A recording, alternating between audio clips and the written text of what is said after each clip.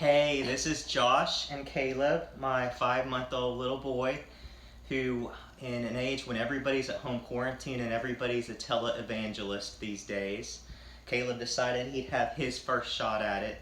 So we've been watching tons of TV, and our morning routine is we wake up, we drink coffee, we change diapers, his, not mine, and then we watch some TV. And I watch a lot of news on social media and then on TV before I go into work.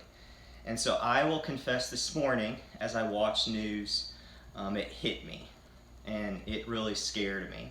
It's because watching all the reports, all the doomsday reports, seeing the cities that are getting hit hard with this COVID-19, thinking about the people that are out of work and losing their jobs, and the 401ks for people about to retire, and knowing people who have had weddings canceled and graduations canceled, and honestly even the fear that somebody I know and love will get it and maybe die from it. And just thinking about, as morbid as it sounds, the scary death of dying from a lung problem and having trouble to breathe. And so all of that was just going through my mind.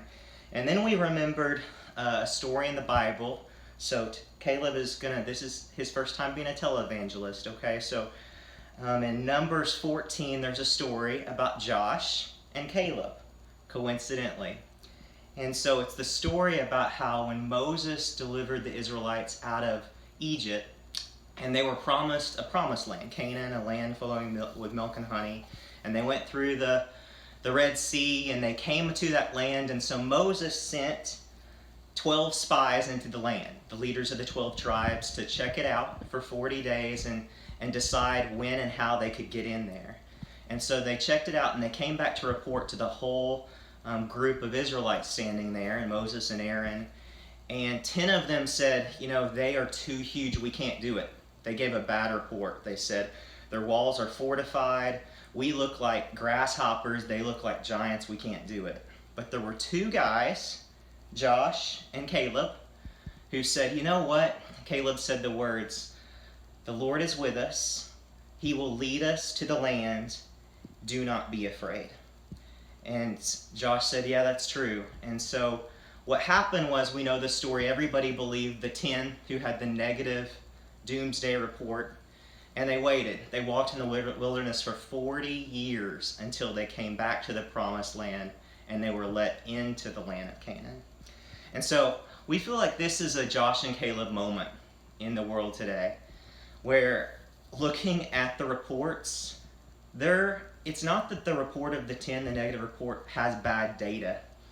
As a doctor, I can tell you that all the projections look accurate, where hundreds of thousands or millions of people can die and be affected, where the economy can collapse for a long time, a recession, a depression.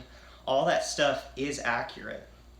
But people of faith don't concentrate on that report, and they believe that what looks impossible to man is possible with God, that he can do miracles and stuff like this. And so we believe that the report of 2 is accurate, that the Lord is with us, that he will lead us through it, and we are not to be afraid, that God can do a miracle and he will do a miracle in stuff like this.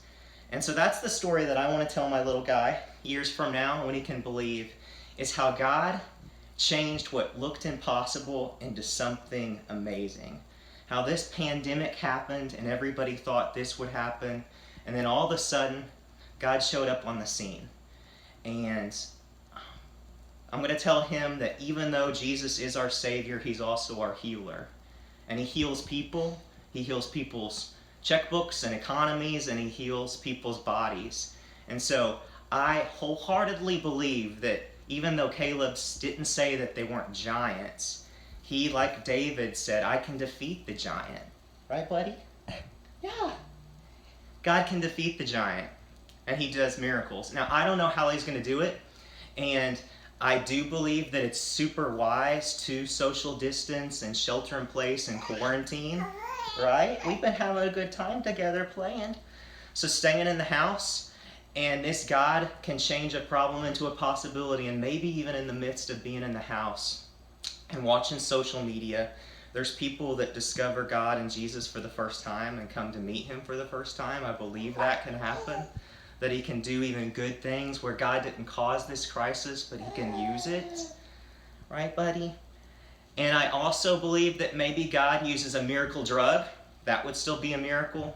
If people quarantine and we flatten the curve, as they say, I think keeping Americans in their house for a couple weeks would be a miracle too. And maybe, just maybe, God does something where in a snap of a finger, our land is healed. But we believe, not the report of the 10, but the report of the 2, that says, if my people call out my name, seek my face and pray, humble themselves, God will hear our prayers, he will forgive us, and he will heal our land. And so I am asking you, friends, to believe that with us, our report.